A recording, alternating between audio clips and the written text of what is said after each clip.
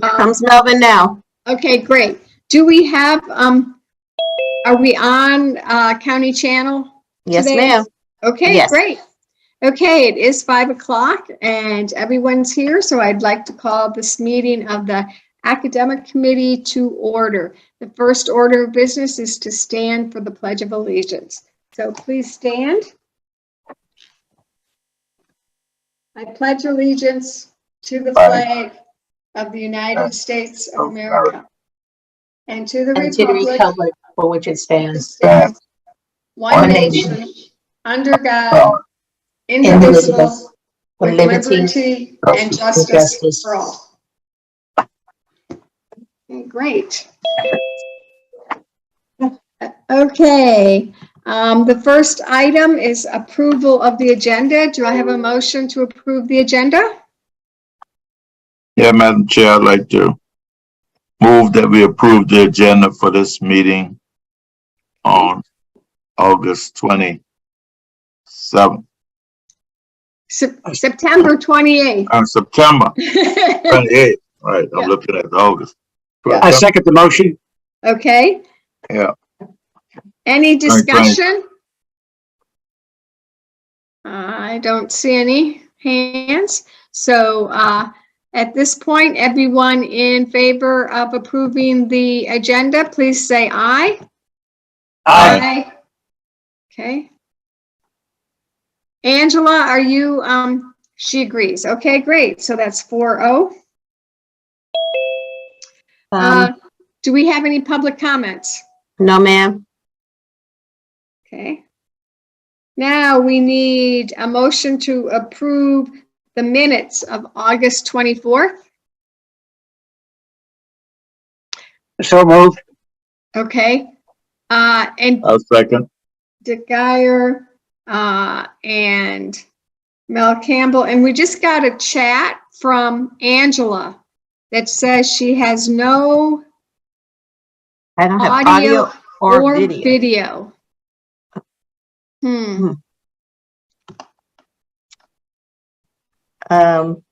Any suggestions for her? She can check her audio settings on the computer. I had to do the same thing. She said it's on her end. Keep going. Right. Mm-hmm. Okay. All right. So those in favor of approving the minutes from August 24th signify by saying aye. Aye. Aye. And Colonel Geyer? Aye. Okay, so that's 3-0 since Angela can't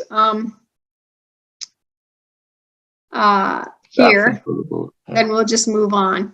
She's absent for the vote. Okay, all right, so present, I see that Earl Campbell just joined us. Yes.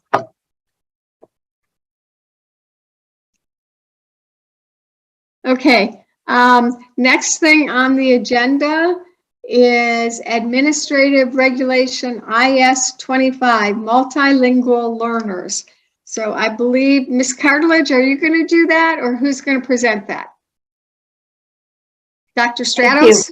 No, I think that Ms. Stromsky is going to be presenting it, and I'll be tuning in to help her, and so will Dr. Stratos. Okay. Yeah, we all work together as a team for this. Yeah, and I did see her on earlier. I apologize. There she is. Okay. Okay. So good evening, everyone. My name is Diana Madromsky. I'm the director of the Multilingual Learner Program, previously known as ESOL. I'll be sharing with you the changes that we have made. And as Ms. Cartledge said, as a team, we reviewed this together to the Administrative Regulation IS-25 in order to update the language and terminology for the Multilingual Learner Program in accordance with the South Carolina Department of Education guiding principles and federal guidance.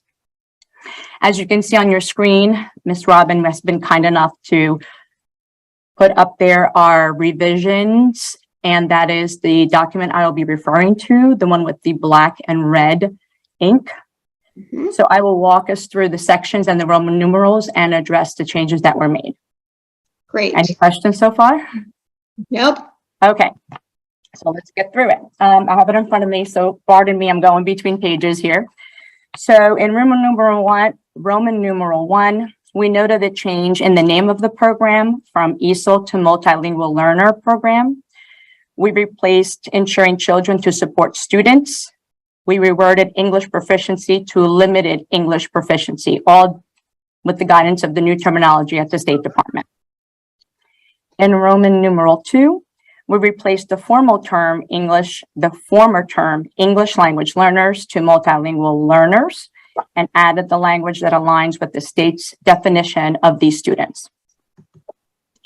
Roman numeral three, the section lists the commitment to non-discrimination and equal opportunity for all Beaufort County School District students, including those protected by Title IV, Title VI, and Title IX, and any other federal, state, and local law. Roman numeral four, once again, we replaced ESOL with MLP, Multilingual Learner Program. And in section A, it explains the process by which a student is identified in accordance to federal and state guidance. In section B, we removed the final sentence because it was added to section A. In section C, that was rewritten to include new terms such as ML and MLP. So ML for multilingual learners, MLP for the multilingual language program, hence the name of our program. In section D, English level was replaced with English proficiency level, ELP, and the term program service delivery model was added as to explain how services will be delivered and correctly labeled with the new terminology for our program. As you can see, some of them were crossed out and replaced as to MLP class period, ML, MLP, and ML. Section E, we replaced ML and added the complete name of the English proficiency assessment instead of just leaving it hyphenated or abbreviated. Roman numeral 5, we renamed the title to assessment for MLs and replaced simply the title ESOL. In section A, we removed the WIDA access placement test, the WAPT, since it is no longer approved as a screener by the South Carolina Department of Education. We also removed the limited assessments off the list because our students are assessed and complete any tests that are administered through the Beaufort County School District to all of our students. Section B, the ESOL Advisory Committee is now the Multilingual Learner Program Team, the MLP team, and we replaced L with ML. Section C, we removed the entire sentence because it just addressed that ML students are assessed and we review that data. That was a moot point since we do that for all students in Beaufort County School District. Roman numeral 6, we replaced LEP to ML, the student grade placement and retention information. Section A, we replaced English language learners with MLs and added enrollment plus registration as the term. Section B, we removed L and replaced it with ML and made some language changes from simply saying that students are immersed to language acquisition, more academic language using and following the same language that WIDA uses, as well as South Carolina Department of Education. Section C, we added a section to discuss retention of MLs, as well as listing the importance of an individualized language accommodation plan that used to be called an ILA, not an ILAP. So we replaced that in order to explain and be clear about the importance of this document, as well as IEPs, which have modifications for students. Section D, we changed the term L to ML. in both pages, page 3 and 4, still in the same section. We replaced ESOL with ML Classroom and added the final sentence to explain some interventions and strategies to be implemented, but not limited to. Section 1, we recommended what students can do for RTI. I have a question here. Yes, ma'am. I don't think we have RTI anymore. Isn't it called MTSS? Yes, The language should be MTSS. Diana, I missed that at my reading that's as well. okay. Okay, because It's I a will say, multi-tiered system of support. okay, so I will say that I didn't catch that either. Thank you very much. I didn't catch it either, but I'm fixing it now. Thank you, Ms. Robine. Yes, you know, we have so many letters. I and- know, and so many Like, acronyms with the program. And we're changing, you know, it's like, Yes. really? Why, okay. Oh, we I need mean, a I'm reading you dictionary, pages and right? pages of little terms that we just changed, so I completely Right, understand that. exactly. Yep. Okay, We removed number 2. It was something that we did not need. Obviously, we analyze interventions and strategies for all our students. Section 3, nonverbal, we changed it from native language to first language in L1 because not all students are native in their L1. Section 4, we didn't make any changes. Section 5, changed ESOL to Multilingual Learner Program Coordinator.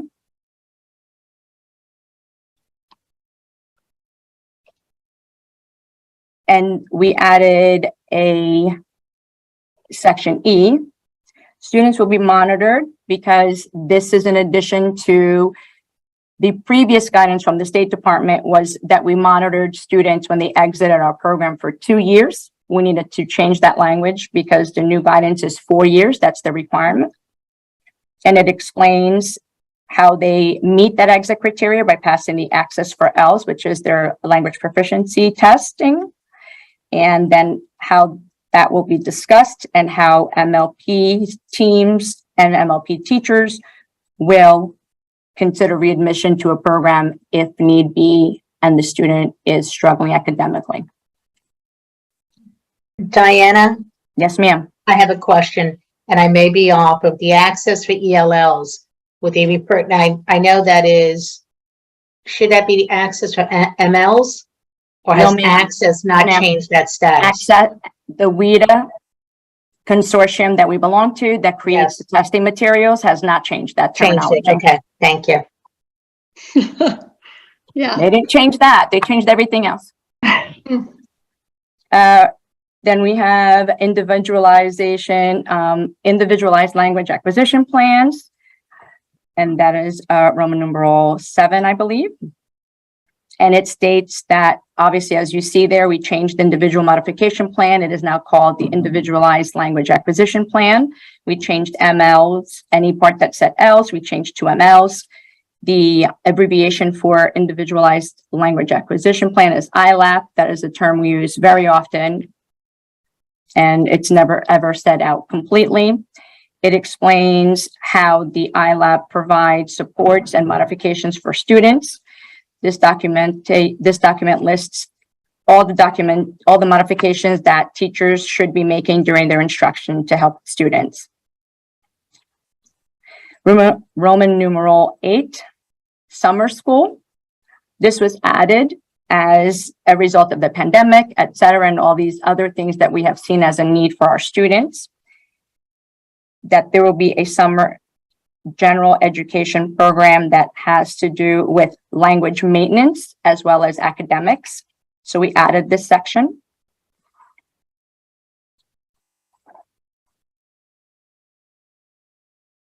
And now I'm on page 5. And we just removed the October 2017 revisions. That was done by Ms. Crutchler's office. So that's just the logistics of the legal terminology and what they need to remove and add. And everything else, we didn't make any changes to this section. Okay. So I apologize. I was just going to say, board members, Dr. Strauss and Ms. Bosky, I'm going to make the revisions right now. We're on the multi-tiered systems of support, and I'm going to send that to Robin for the board for next week. Great. Thank you. Appreciate it. And I'm sorry, Diana. Dr. Stratos. I will correct myself. On page 5, everything that says multilingual learner program obviously was changed from ESOL. I'm sorry. So we did revise that. It's just that it's not crossed out and it slipped my mind. But obviously the terminology has been corrected on this page. And to notice in your documents, you have the updated all-in-one color. Yes, ma'am. I have Document, it so- all in white. Yes, I have all corrections in black. Thank you, Ms. Robin. We have both, yes. And now we will have the new corrections. Yeah, I'll correct both of those. Thank you so much. Thank you. And Wendy, is it possible, I don't know preference, but for myself, page numbers? That was a notation I had made on my sidebar earlier. Yes, there's no page numbers on the black copy, only on the draft. Okay. Yes, ma'am. Okay. Thank you. Appreciate it. Thank you. I do. I didn't see appreciate it. that. No, thank you. Okay, any committee members have any comments or questions? Angela, you can type in if you have something. Colonel Guyer, anything? He's shaking his head no. Mr. Mel Campbell, anything? Yeah, a bunch of stuff. Go ahead, Mel. Starting with the HLS. Home language survey. Yes, sir, the home language survey that's now embedded in the who- enrollment survey. Yeah, who requires that? Who generates it? The federal government requires that, and the State Department created an enrollment survey, which embedded the HLS in it, the home language survey, it's embedded in it, and we have it as part of our online registration. It is required for every student that registers into Beaufort County School District. And the student is to complete it one time, Mr. Campbell. I am, And that's what Yeah. defines the qualification on the 3 questions that are provided in the HLS and the assessment that's aligned to it. well, as you already know about this, I'm concerned with this service and how we can reach more of the Gullah families in terms of this Mhm. service. And that survey seems to be the crux of the logistical problem. How many people know that if they didn't sign English on there and signed Gullah, would it be acknowledged as another language, or English not being a specific language? And will that pass muster with the requirements of the state and the feds? I can answer that. Yes, sir. I have asked our state representative through the Title III Office of Susan Federal Lynch. Accountability. Yes, Susan Murphy, Accountability. And she has said that if a student is listed as another language and it is Gullah on that home language survey, we are obligated to do so and screen that student and provide services. Yes, sir. Okay, It is recognized by the federal government. It just has to be placed on the HLS in order for us to okay. That's follow our one. procedures. That's one thing that we can do then to change who and how many we serve. I mean, it just doesn't make practical sense in my mind as a district to not assess those children early and get them engaged with some type of support, as opposed to wait till they get to the 4th grade and come up short with their English language skills, and then realize that they have to be remediated in some sense, which means their catch up is not happening after that. So other than saying that it's costly, I don't know if it's sensible to not have these children assessed.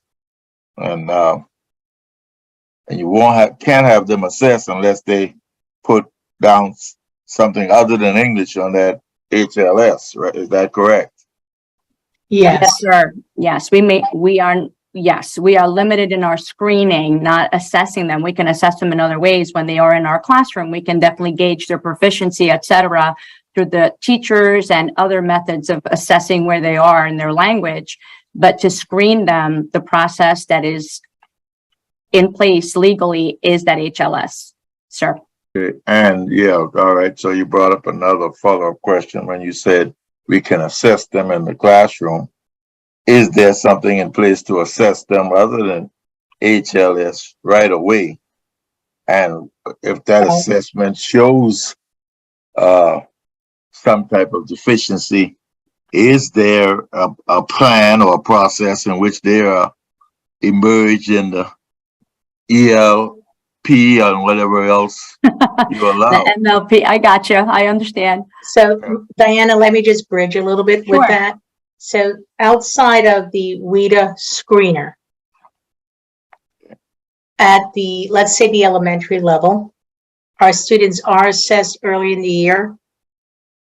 And I will add to that, we have 7 additional schools involved with letters, as well as open court, which provide assessment. And I want to say in the acquisition of language, Mr. Campbell, for phonetic awareness, phonemic sound, fluency.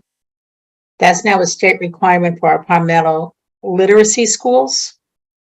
And then that is layered with the iReady assessment for students as well. So we do have early assessment for language, and our MLs go through these screenings as well. So Yeah, my soul would be, is there cross-reference? Is there a limit, a red flag limit for, let's say, iReady that would say, these students are scoring as low as the students who are, what your ELP is what I've got. You said it's MLP. Well, and I don't want to speak in a generalization, but with a student's acquisition, and I understand where you're going towards, of a second language. yeah. The iReady assessment, just to keep it a nomenclature of our educators, it does not meet, approaches, meets and exceeds, right? Let's just say those are the benchmarks. For students who qualify into our ML programs, there is, and Diana, you can correct me, there's a generalization that our ML students who qualify for the MLP program come up as does not meets. So there is I haven't taken to see the relationship of our students who may have other language outside of what is measured on the HLS, but recognizing the administration of the iReady lens for support for students who all fall within that classification with or without the WIDA screener. Right. That's just one.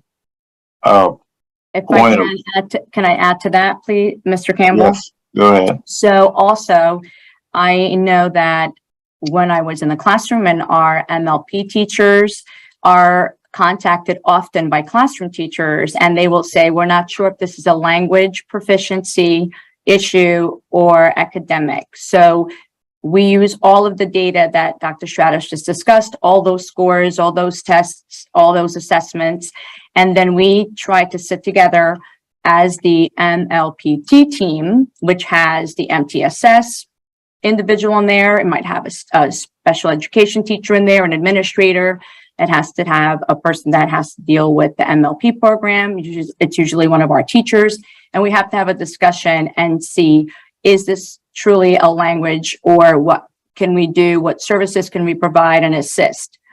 So students can be supported by an MLP teacher if this is a conversation that is had, etc.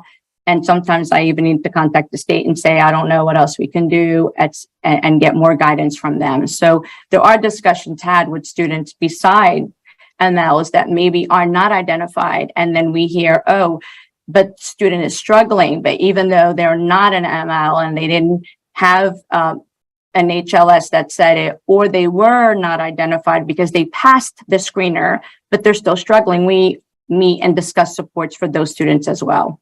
Yeah, let's just focus on the ones who do not meet and are very much related to the HLS MLP service since they didn't sign in. I'm just submitting that oftentimes we dismiss the fact that they could have a language problem because they're not pre-designed as HLS.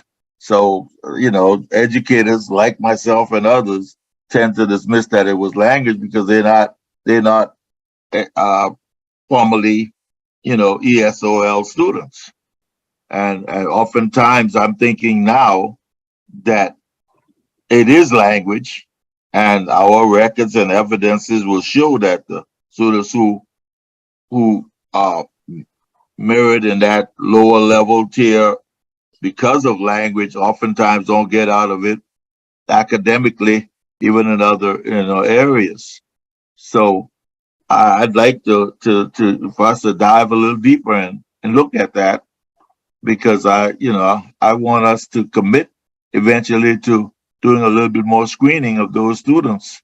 Daniel has some evidences of what happened when he did assess those students without any directives. He assessed them, and the levels were very low. And we never followed up on that. We just dismissed that as that's an aberration. But I think that that's more than just that. Okay, Dr. Stratos, and then we're going to go to Colonel Geyer has his hand up. Dr. Stratos? Just to build on that, and I have to say that's why we expanded the letters and open court initiative for our schools where we have a higher amount of students, especially at the early grades, who does not meet. Because it doesn't go to the depth of the Orton Gillingham, although it is, because that is utilized as an intervention, as a next step in MTSS. But these two additional instructional tools that we've brought in, and again, I'm going to say the language acquisition, because Mr. Campbell, what you're speaking about is acquiring language, sound, letter, recognition, the combination of sound, right? Letters who make sounds to make words. We're actually going through that process at 7 of our schools to build that as a root cause for students, exactly what you're saying, who are not being able to read and have greater fluency. So that is part of our initiative, and I did want to share that again. Colonel Geyer? Thank you, Madam Chair. I just have one simple question that might be in here in all the smile to grin editing I saw on this. That question is, do ML students get extra time on standardized tests like iReady and other standardized tests? Do they get extra time to take the test? So in their individualized accommodation plan, that's where all the accommodations are for state and standardized testing. And I do not believe that is something we have in the terms of none of our state tests are timed. So they don't have extended time. They do have other accommodations such as rereading the instructions, etc. But that is not something that I believe we have in place and that the state allows either, unless it is in a student's IEP in conjunction with an ILAP. It has to be on both documents if it is something that is a required accommodation. So you They can have, they can have small group, which would allow them to in turn not feel maybe the pressure of peers finishing faster, et cetera. If it's a student that the teacher and the ML teacher says, okay, I definitely think that Diana would benefit from a small group environment. Those are the kinds of accommodations that we have. And a heritage dictionary as well. Correct, because really none of our assessments are timed. Okay. Well, I'm sure that that's the case for the state, but how about for SAT, ACT, ASFEB, and that type of thing? Because we have older students that are ML students. Yes, we do. Many of them in our secondary schools, yes. Do they get accommodation for time? Not unless it's an accommodation document, and it's either, and they take an IEP or 504 with medical record for the SAT and ACT.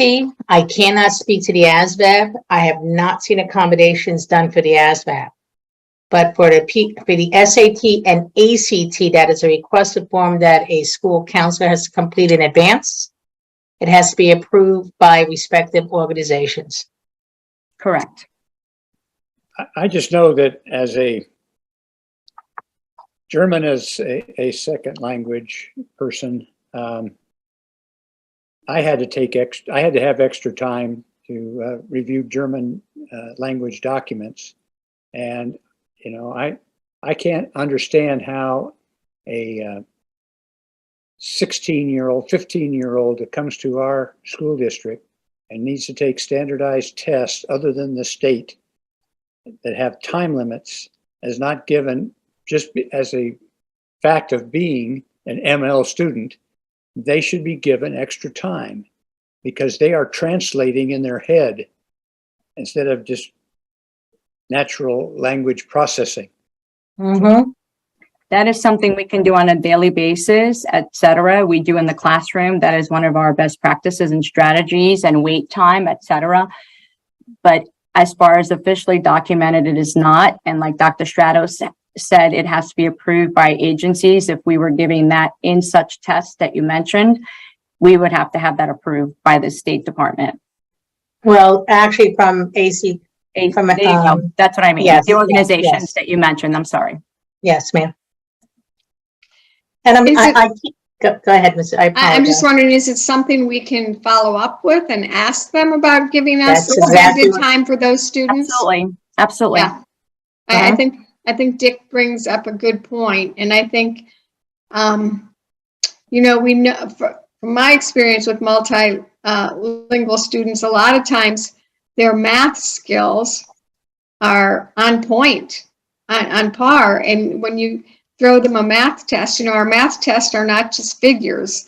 They have a lot of reading in them. So I think for their advantage, to be their advantage, to see if we could get them additional time. And Mrs. Robine was being brought forward by both Mr. Campbell and Colonel Geyer. You know, currently we serve over 4,000 ML students as a system. When you look at the 4 years data for monitoring, it is, I want to say, Diana, what are we, about 44,036? I may be on or off. I have my document on my Yes. computer. We were at 4,038. We're about 4,016, something like that, including our monitored students. That means they exited, met the criteria, but we're still monitoring them for 4 years. Yeah, Right. it is a significant growing program here in the district. And if we go back to Mr. Campbell's perspective on acquisition of language and how can we deepen the use of the HLS at initial enrollment for all students to be more inclusive. And then Colonel Geyer's perspective as well on the ACT, SAT, and I want to say the PSAT, because that's needed at 8th grade in order to be qualifier for National Merit Scholars. Right. I've not seen that practice, but I've not seen where it can't be done. So that is something we could also look into in both requests from the board members, Mayor.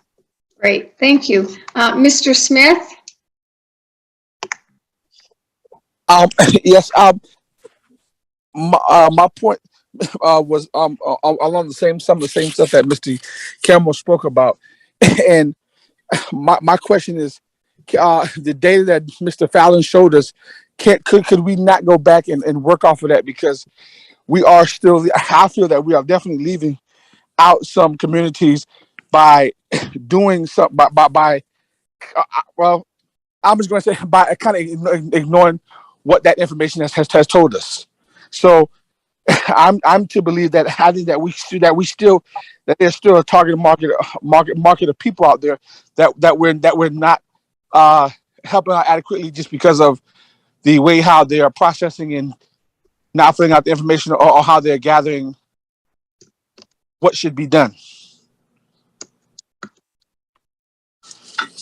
Mrs. Robine, may that be something we discuss for future topics? Sure. Okay, thank I you. mean, I think that one response is, perhaps we need to do an outreach where we let our Gullah families know when they do the home language survey, they need to indicate Gullah. Then if we can educate them about that, then that automatically puts them in the queue for the access testing. And then that will determine, that's the testing that is determined whether somebody qualifies for as a multilingual learner. And then the other things we have in place that Dr. Stratos was talking about, the other assessments and the phonetic work and the language work that we're working on in our elementary schools will also pick up deficiencies, even if they don't qualify as a multilingual learner. But perhaps by encouraging them to indicate that would help. And I want to make, Go ahead. I want to make note also that the state has taken a different approach from in the past where the HLS enlisting the Gullah. They did not have that position 3 years ago. The work that Susan Murphy is pushing at the district level, who was prior within our district, I have to share that. She's being significantly innovative at her approach and support for language acquisition. So I do want to put that out there as well. We have someone at the state right now who has a different mindset, and I'll leave it there. Great. Okay. And I was going to finish up by just saying that I do understand it, but I in hearing what you said, that kind of I'm also just saying, and also in response to Mr. Robine as well as what was said, I'm also looking for staff to outline that to the community so that the community can know that, because sometimes we're only as good as our teachers. So if the community is not informed and they don't kind of know that, and that's not how they perceived it, then they would not normally put that out there. I mean, and there's no different in the sense that some people, they don't understand it. So that's why, unfortunately, some people don't do it. So in order for them to understand it, then sometimes we have to do more outreach through our communities as well. That's what I was suggesting. Okay, Mr. Campbell? Yeah, you and Will not, I mean, y'all both on different pages with the same thing, and I'm agreeing with Will in terms of how we make our plan as educators and as a school district that's educating. Dr. Stratus mentioned a very important point, our innovation and our initiatives coming from Beaufort County ought to be a little bit more foregoing than many of the counties in the state who don't have that significant amount of Gullah population. But that means we ought to be pushing the levels in terms of the normal process at HSL and all that stuff. And that's just detailed stuff that we're not doing. I mean, having parents sign up online, that's just not gonna get it done. That's the first thing. Parents gonna sign English when you're online to get that process, and they look at that survey as a process or an application process to get themselves in school. And they're not looking at it as a process to be serviced. And we, the servicers, we ought to be looking at a way to service that population and in a comprehensive way. And that's my concern. It's kind of like, I've watched this and I've wondered why. The Camp Lejeune water thing. I don't know if you guys have watched that, and I know you have. And the government has got all these attorneys all over the country looking to find these families and have them sign up. Well, the government has records of each and every one of those families. Why don't they contact these families themselves and make sure that they're not in harm's way? But instead, the process is set up to eliminate some people who just not aware and not conscious and don't have access to attorneys. And that's the same way we're operating here. And I want to push past that. That's all I'm saying.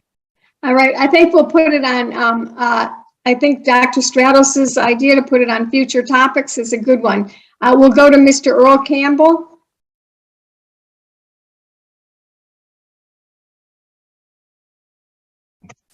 Dr. Stratus. Yes, sir.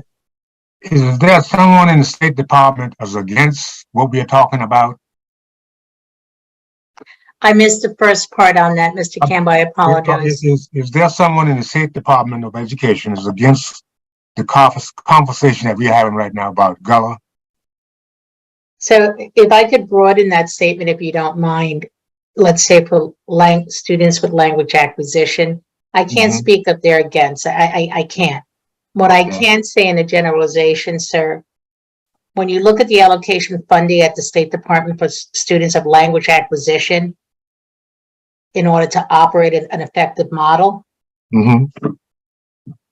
I'm going to be quiet and leave that statement. I'll pause at that. And I'm being as respectful as I can to you, sir. I would not want to take it into another light right now. Okay. But I will say there is significant room at the state level Mhm. for helping develop language programs for our students. The finance component of that needs some adjustment. Okay. Do you think maybe if we would partner with Jasper, Colleton, Hampton, Charleston? And even push it a little bit down the coast into Georgia, some of the small Yes, area. yes, right. Yeah, I'm being direct with you because some of the reading, and I know both yourself and Mel are very versed. Okay. There are significant populations who are being overlooked. Right. And I do believe that if it was more of a little push, the answer to that is yes, sir. Okay. Thank you very much. Yes, sir. Squeaky wheel gets oiled. Okay, so we do have that on as a future agenda topic, looking at how we can basically ensure that our Gullah children are screened to see whether they qualify for a member of that category. Okay. So, Diana, I do have to ask a question because there are some guidelines with the HLS. So I do need you to reach out to Susan Murphy. If given the opportunity in revisiting, right, since we do an annual registration, Yes, ma'am. you understand where I'm going, right? So maybe Yes. last year, because I didn't understand the context, right? Because there wasn't part of that community push. And now this coming up now, we're doing my re-registration for the coming school year. Would that family have the opportunity to utilize the HLS? If it's a returning student, the registration will not generate an HLS. Right. The registration generates an HLS when is it a For a new first time student, new student? Yes, member. Right. correct. So I'm trying to fill that gap. Right. And that would have to be a significant amendment that the state would have to allow us to do for someone. Well, yes and no, because we Right. design the software utilization on that registration. I just need to know if the state would look at it from a different lens. We can, And it might be a federal guideline, I don't know, but at least we could ask. we can ask, yes. All right, thank you. Okay, so there's more on this particular issue to come. Are there any more questions about this AR?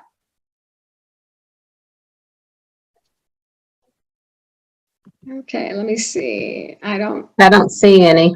see any. Okay, Well, wait, Angela, Angela says she does not she have doesn't have any. any. Yeah. Yeah.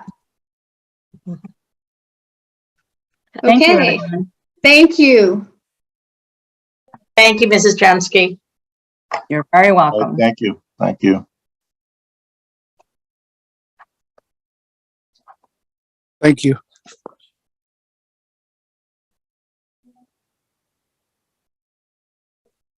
Catching up to you, Mrs. Cushenberry.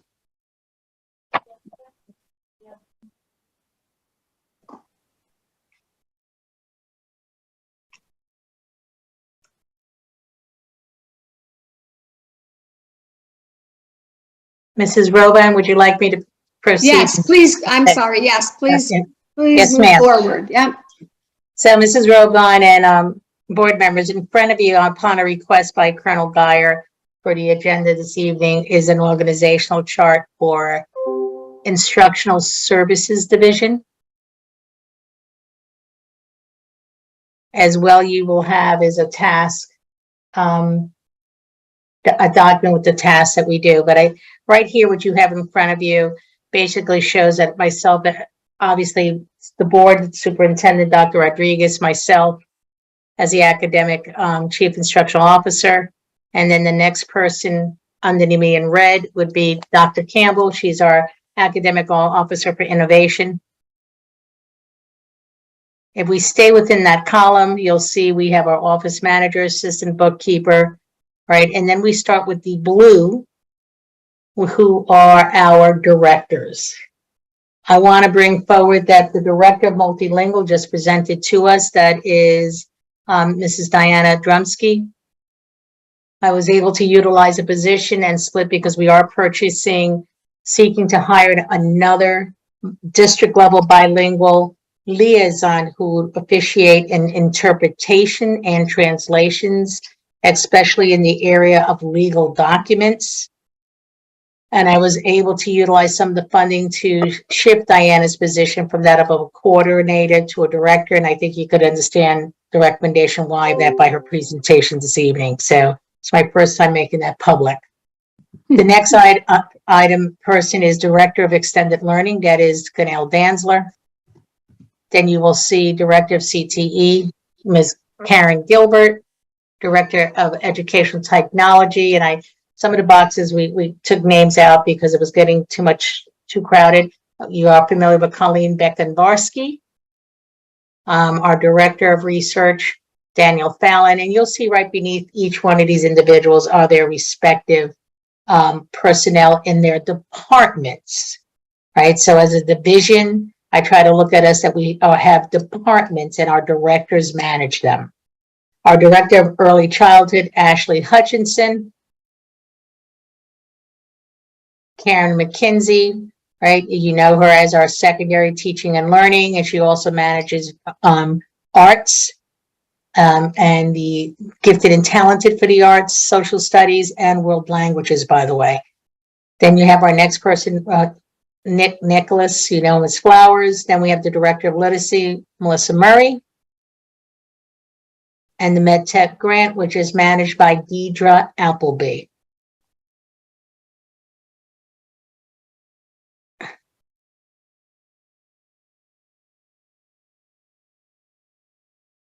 You could understand with the growth of a program of about 4,000 students who are MLs, our need to have another bilingual liaison. There are days in the district office where I myself even translate. So this here is showing you the respective, you know, just some idea of our responsibilities. Okay, Colonel Geyer's hands up and then Ingrid. and Ingrid, yep, Colonel Geyer? Okay, I sure would like to see names in every box. Well, can we go back to the organizational chart, Mrs. Cushenberry?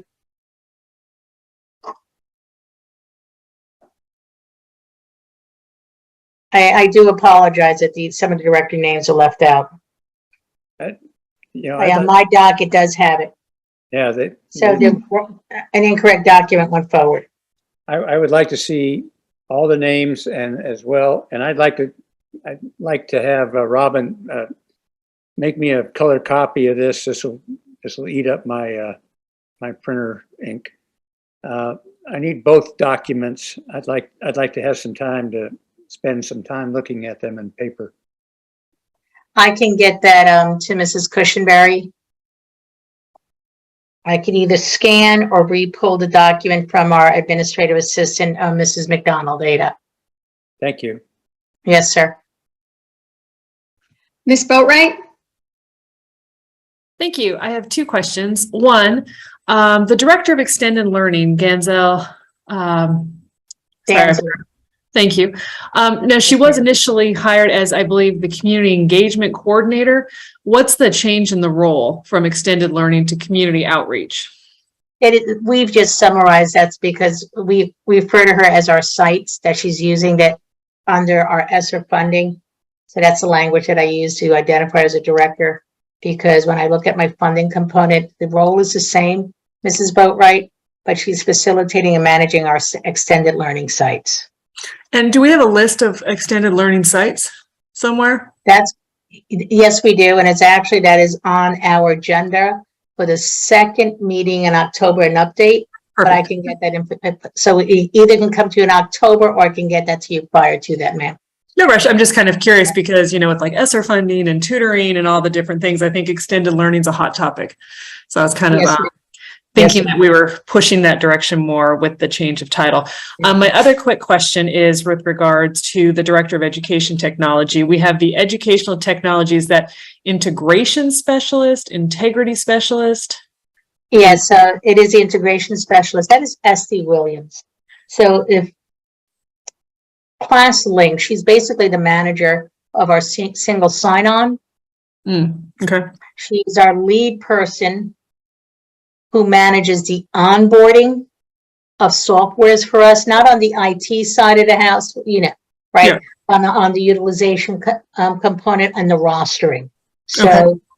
On the OnePath software that we'll be using in after school, she's my lead contact on how we can get it simplified to get rostering easily. So yeah, we know as Esty Williams. No, that makes a lot of sense. I wasn't sure what Integ meant, and then I understand the suite of applications that are available to whom. And then my final, and I'm sorry, this is 2 questions, but multiple parts. The ed tech coaches, as I'm looking, I believe that there are 5 ed tech coaches. Is that right? I believe so. I was going to touch myself. I apologize. Thought I had 1, 2. Maybe it's 6. Okay. Yeah, and Esty makes 7. We consider her. I always say 7. She's part of it, although I've been able to get her moved up for more duty days because we need her as we're working the close of the academic school year as well. And this is something we had talked about in technology committee a little bit, but the role of ed tech coach, as I understand it, and correct me if I'm wrong, is that they are dispensed from a central location to schools to do on-site training for the, implementation of some of our education technology. Is that sort of a 1-sentence summary of what they do?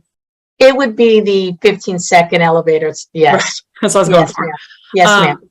Is 6 enough with all the software we are rolling out? I'll be very direct with that response. The answer to that is no.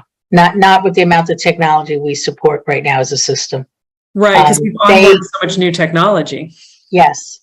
They carry a significant, if you look on the ed tech coaches, for example, Anna, and I wish she goes by Ann, but she also works as our POC, our point of contact for libraries and school librarians. So she's carrying 2 roles, right?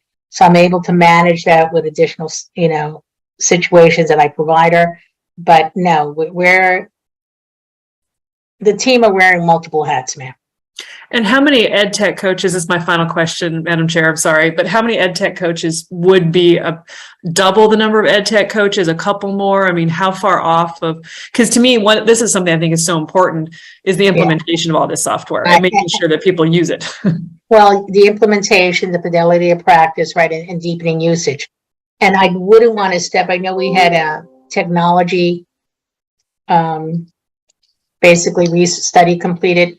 I don't know if any of that came out from the study. So I don't want to overstep that language, but in a better model, we should look at the amount of ed coaches in respect to a ratio of students or schools being served. To me, it would be best by students. Yes, ma'am. Okay, well, we have a meeting for those, Colonel Geyer and Mr. Smith. We just did firm up a meeting for October 17th to get that technology assessment. That's definitely something to tease out. So thank you for the direct answers. Yes, ma'am. Yeah, and this one that's showing on our screen now does have all the names in it. And I agree with Colonel Geyer. We need the names. So you can get that. So that will be placed in board docs. So great. Okay. Thank you, Mrs. Cushenberry. Any other comments or questions about this? This one shows our open positions as well, and you see Yes. what its placeholders are. Yes, ma'am. It's nice. I am glad. I mean, this was something that I feel like is very helpful information. Okay. Angela has no questions, so we can move on to the next agenda item. Dr. Stratos? Yes, ma'am. I'm just reallocating my paper. Yeah. So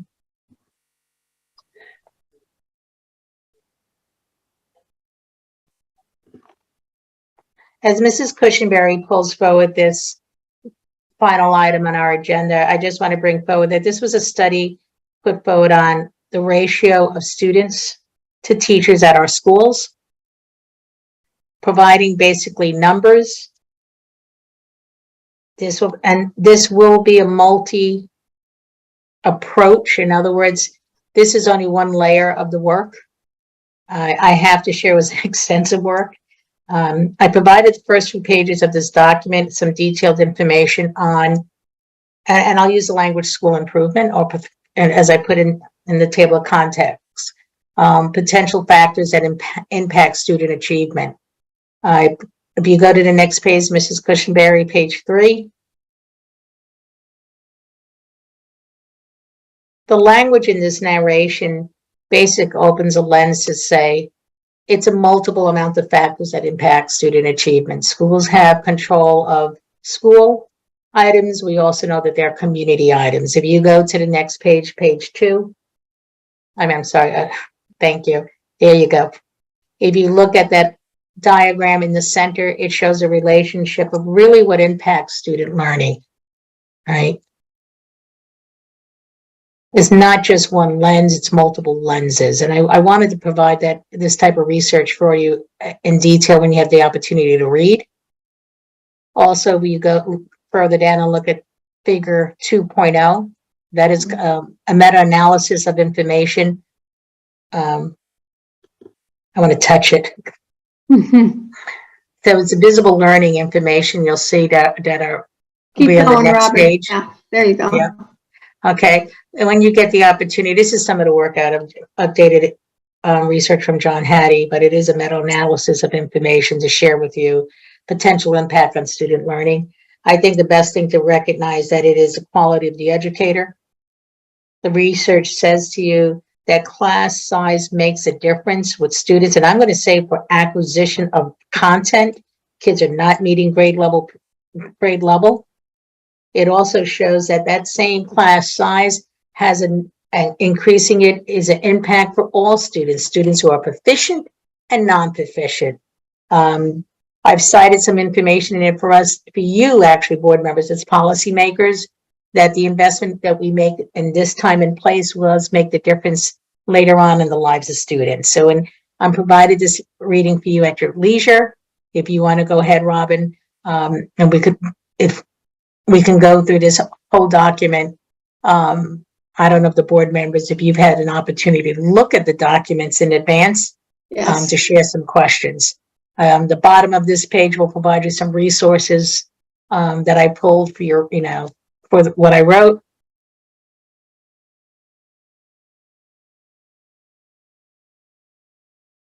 And then as you go into the document, it'll now start with the class sizes. I looked at the basic core classes first. I've come up with some of my own analysis. I do not want to let later our conversation into any lens because this was an agenda item for you as a group of professionals. So this is page right here is for English, core classes, district average. This is district average. The next page you will see I've started obviously by grade bands of high school backward. We have Battery Creek, Beaufort High,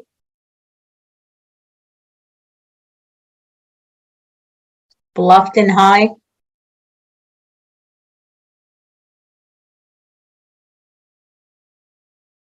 Hilton Head High.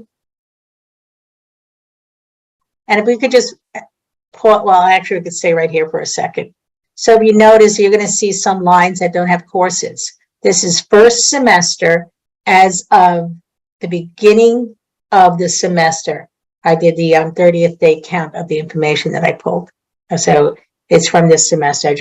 And you'll see that some schools have ACE, some schools don't. But ACE is the Cambridge program. May River has their Cambridge courses. Some of them first semester, not English, but second semester, their English will be on their master schedule. And you can go ahead, Mrs. Cushenberry.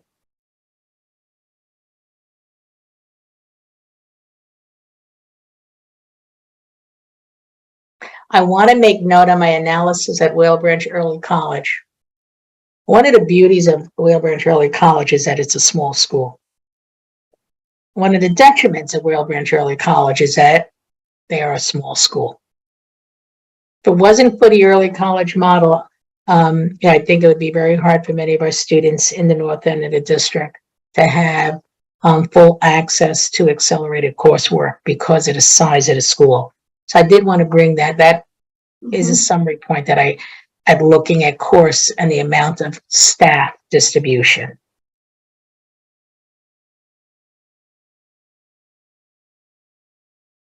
And as you know, ACE does have an English teacher, so I shared this class sizes as well.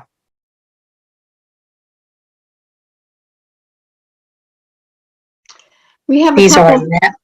Okay, so we have a couple hands up. Those with your hand, Dick and Ingrid, are your questions specific to the English courses or are they more general and we should wait until the end? General, wait till the end. Okay, Ingrid? General. Okay, all right, thank you. Just wanted to check. Continue, please. Yes, ma'am.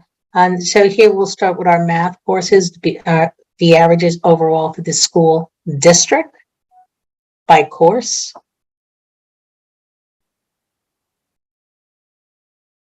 And the same sequencing you're going to see from Battery Creek, we'll go to Beaufort High.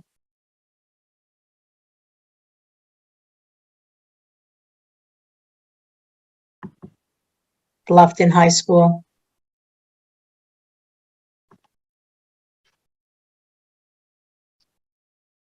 Hilton Head High School. And if you could, and one thing I didn't do, like we could do it on this slide. So you're obviously 4 columns. Your first column are the course numbers, second column, the number of sections on the master schedule. Okay. And then the other 2 are self-explanatory.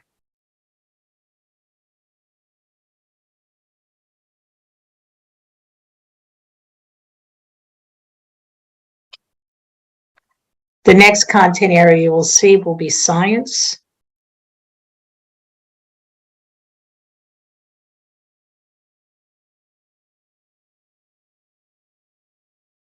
And the sequencing continues. We've had wonderful representation from CTE for Battery Creek with awards as well. So I had to make note to those young people at our board meeting.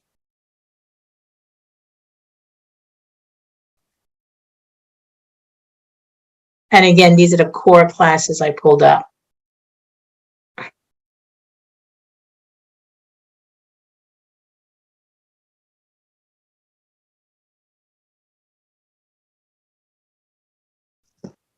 Social studies is the final content area at the high school level.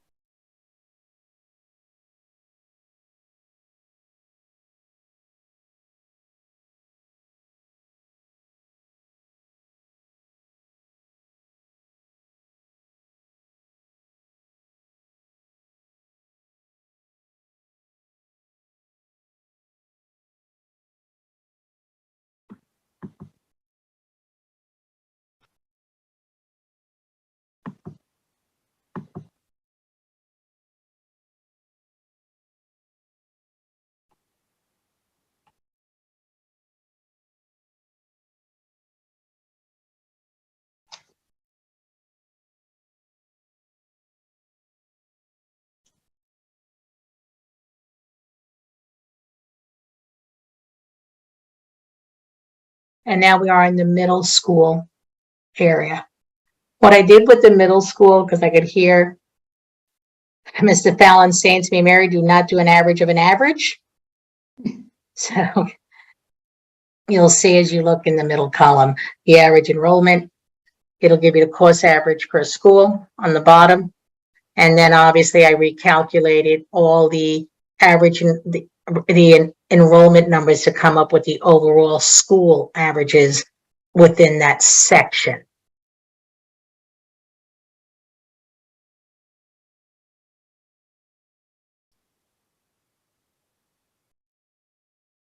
And the same sequencing from English to math to science to social studies.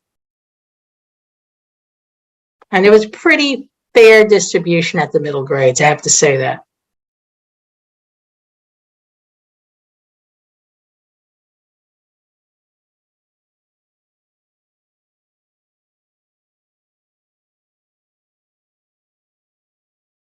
These are the K-8 schools. I do want to add, if you look at the K-8 schools, and I'm just making note, we do offer a greater variety of courses at our K-8 schools than within our district charter. So that was something I was surprised when I was doing the analysis. And there's different mindsets of belief with that, but it's not a school that I'm managing. So these are elementary.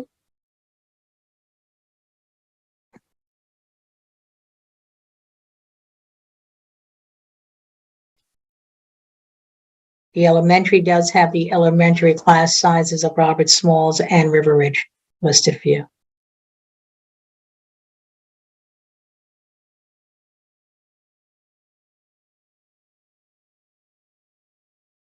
So there was also conversation for looking for the number of our students who are MLs and on special education. I did not back out the numbers. I only provided you here percentages. I did have another table that I developed to give the total percentages of special program students per school, but I figured it was too crowded to do that, to share. It was too much reading.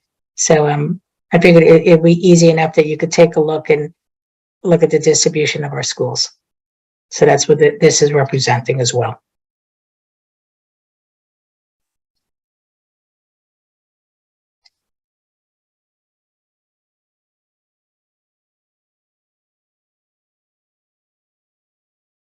That's the last page. Yes, it is, Mrs. Cushenberry. All right. Is Mel Campbell still on? Just question. I don't see him. I wonder if we lost him. Okay, Colonel Geyer. Thank you, Madam Chair. This is exactly the kind of data I was hoping for. Now, I could spend hours if I had. Dangerously so. I have to say that to you. If I had 3 computer screens, I could do it online, but I don't have 3 computer screens to compare and contrast. Mm-hmm. I would like to have a hard copy of all this data. And then I would like an executive summary from you and your staff. Tell me what pops out at you when you look at this. So I'm going to. And give me some time to pop out my own items, because this is just the first step. Because in the second step, I'm going to be asking about, we got student faculty ratios. Now I want to know about teacher experience. And how am I going to find that out? Salary. And I'm going to want to know how much each school costs them in salaries for teachers, administrative support, and so on. This is a business, and I'm looking at it from a business perspective. We have a product, and that's the education of our kids. We have quality analysis, and that's our standardized testing to see what kind of quality that we have. Now we got to look at the resources. This is something that I've been after since I've been on this board. And frankly, I let it drop because that happened before COVID. And I said, COVID, we just got to keep the wheels on. We can't go into big analysis. But I am concerned that our schools, our most challenging schools, have some of the highest student-teacher ratios and have some of the most junior teachers. Now, if as a business, and I had 33 plants out there making widgets, making the same widgets, or I should say, I'm General Motors. I've got a number of plants that are making engines. I got a number of plants that are putting it all together. I got another plant that's making transmissions. I'm going to look at output, quality, and cost,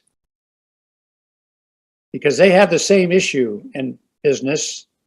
When they have better technicians at a certain place get a higher quality product. Well, we have the same issue, but I don't think we manage it that way. We tend to put our junior teachers in our most challenging schools. That's my belief, but I want to have data to see if that is in fact the case. And then I want to know how we're going to fix that. But to do that, I need to have metrics.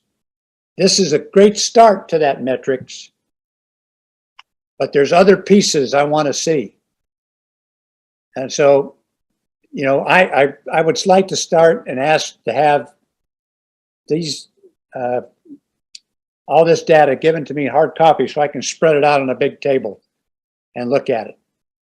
And I assume that you have done that, or you got a lot of smart people that can look at this and come up with what's the meat in here? What does it tell you in a that's the micro view right here. What's the macro view?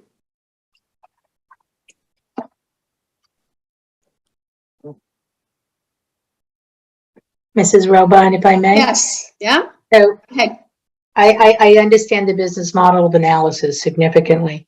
Part of it is that it falls outside of the scope of my division.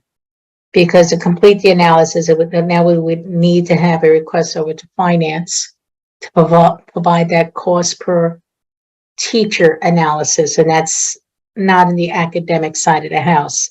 So it's almost a request for an integrated report that I think has to come through multiple committees. Agree. And I bet we're going to get there, but this Yeah, is the start. This is where you start. Yep. Right And here. I, from my lens on the academic side of the house, I think I shared the power and the challenge of being a smaller school, especially at a high school. That's number one. And conducting analysis, because I did go deeper in other areas to look at the matriculation of courses. And we've had this conversation prior within academic committee of the matriculation of students, let's say in high school for the arts, and maintaining, if you have 200 going in, how many are coming out, right? The need that we need to have, and I think that's another review we need to do at some time, Colonel Geyer, to really say, how many did we start in ninth grade and look it up longitudinally on a 4-year period? Because I want to have more kids here graduating out of these programs. What is that cost factor, right? Looking at our middle schools, we had a fair distribution. I think we need to do a stronger job at providing acceleration. We had asked for my summary, so I'll slide them. And these are conversations we've had within my division. And then if you look at the elementary, I need to, but yeah. And I'm going to ask you to pause back down a second. I'm sorry, Mrs. Cushenberry, to the page just prior to this with the K-8. So this is a game that's played. If I keep everybody in the core classes and don't push kids into the advance, I'm making it easier for you to deliver, but I'm not stretching my children. That is probably one of the oldest tricks principals know how to do in order to have their school rating. And I'm going to use a previous county state rating system of an A, right? If I keep everybody in this cup together, it's a lot easier because I don't have to stretch. So that's an analysis from that page. If you go to the elementary page, we're pretty good on our distribution of class sizes. What you need to look at as well is the class sizes in relation to the special programs. That last page in this document, Colonel Geyer, would be something to have conversation. If you note, some of our higher performing schools have the highest student to teacher ratio. They also have the most seasoned principals. Okay, so I'm sharing with you, just some of the analysis that I bathed myself in these numbers for days. It was, but it's okay. Again, that financial analysis perspective, yes, I think we need to look at these numbers in a different few other ways, not only the matriculation of some of our career pathways for students. We have to look on the accessibility of our I don't want to say minority, just the accessibility of students to the courses. By speaking, I only give myself more work, but I think it's important as a board that these things are looked at as well.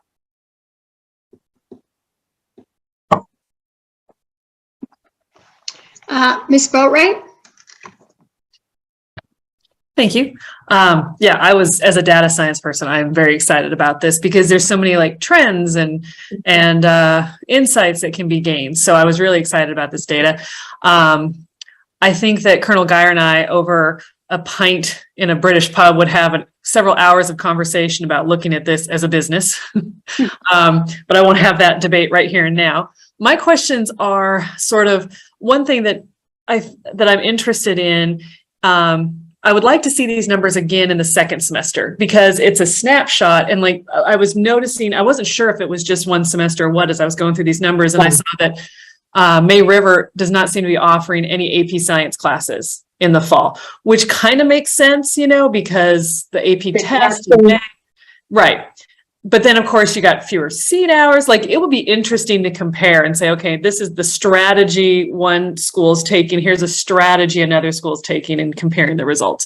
The other thing, so, if I may just let me give you another trick of the trade. First semester, government honors. Second semester, AP government. First semester, lab for X course. Second semester, AP bio. A trick of the trade on a 4x4. Right. I am a huge detractor. I do not like the 4x4, if I'm being totally honest. I find it challenging. And I know that was put in before Dr. Rodriguez arrived, and I have no idea how he feels about that. But it is a challenge for like IB and AP in high school, and it's a challenge for specials and whatnot. So it becomes a strategy of trying to figure out the best way to approach them. And then some of the other insights I was looking at was, okay, why do we have 5 classes of English Honors 2 and 1 class of English Honors 3? Was there a distribution? Yes. But my question is this, more or less, how much say, and I was trying to look to see if each one of these sheets had the same data points, like was it the same listing of classes, whether or not the schools offered them, right? It's all there. It's like a template. So each of the, like looking at the high school, each of the 6 science things, it has the same classes, even though like Hilton Head High probably doesn't offer very many AP science because they have the IB, but it's all compared, right? It's all the same. Okay. How much is the impact of the school and the principal versus the district, right? So how much say does the principal have in deciding how many sections of a class they're going to open, when they're going to do it, when they're going to offer AP? Is that solely up to the discretion of the principal, or does the district look at that across the board? So from the district, our lens is that we must be compliant with what the law indicates.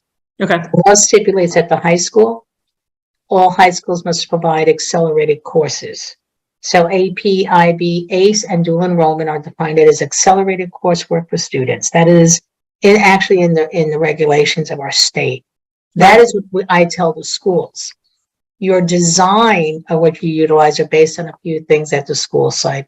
Number 1 is what the students need. Number 2 are the areas of certification of your educators, right? And that capacity, because I could be certified in an area and I will not be a good calc teacher, right? but I may be a great trig teacher, right? So that's that human element that comes in. But number one should be what is the needs of the student, and from that you develop a master schedule. Right. Instead of rolling it over from year to year. And again, I'm speaking to you, Mrs. Boatwright, candidly, tricks of the trade. Well, and that's the question is from a data science standpoint, it's like implicit bias, right? Yes, ma'am. Who's dictating which classes? Is it that the principal can dictate or look at his teachers, look at his and so I'm just kind of curious how that rolls out, because as you're trying to assess this data, understanding how, I guess, each individual school has impact on what's being said. Well, and you have to recognize when you're looking at staffing. Right, absolutely. Right? I mean, let's put every lens there. So if you want to grow a program, you only have so many opportunities of personnel, sometimes you have to give up in order to have. So it really is, one of the processes we have at the district is that if you're looking to grow a program, we have to sit and have an analysis, and there's an application that's completed. Part of that application is a cost analysis that you have to provide me as a principal. If the cost analysis shares that you are reaching out to the district, it goes from my office then over to finance, right? Because I cannot commit finances without having conversations. So we do have systems in place to grow, but finance is the one that knows ultimately how many coins are in the cup. Right. Yeah. Well, I definitely, I share Colonel Geyer's. I'm interested in looking at this. I would love to see it again in the next semester to kind of just get a full year's picture, especially with the high schools, to see what's being offered when. And then thank you for this information. Okay. Mr. Smith? Yeah, I was going to say too that Colonel and I on some things we did Geyer we did agree.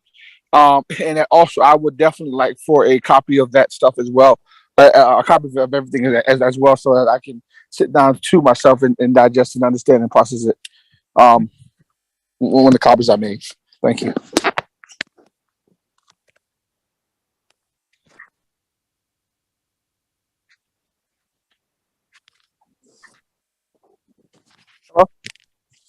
You're on mute, Mrs. Robine. Ms. Cushenberry, will you have copies of this information in our board folders on Tuesday, October 5th? Yes. Okay.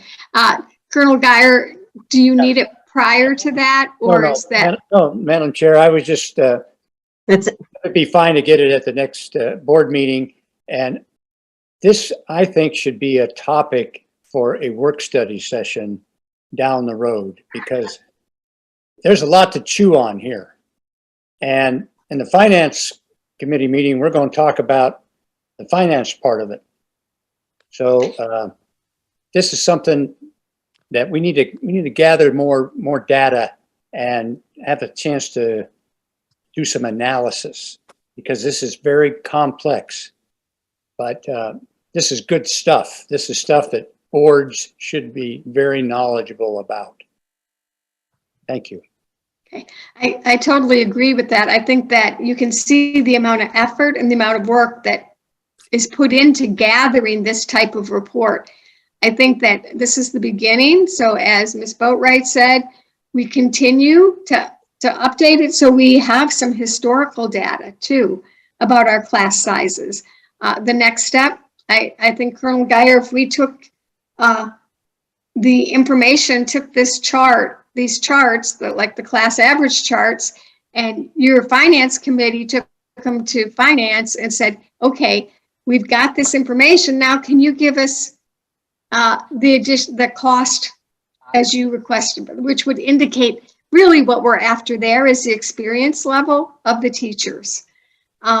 So I think that, this is great information to have. And I did spend quite a bit of time looking at it when it came. I didn't print it out either because I thought I was going to be at the meeting today in person and would get it today. But then with the weather, I changed. So I definitely want a hard copy. So that's a future thing, but I guess we send that part of it over to the finance committee You good with that, Dick? I see you giving me a thumbs up. Okay, so I see for future topics, we did come up with, looking at the multilingual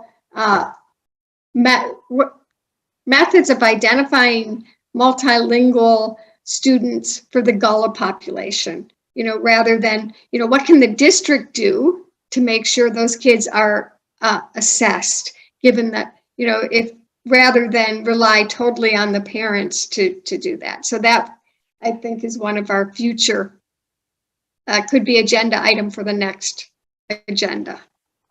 Okay. Any other comments about all this work? Dr. Stratos, thank you so much. I think your division did a lot of work putting all this together. And,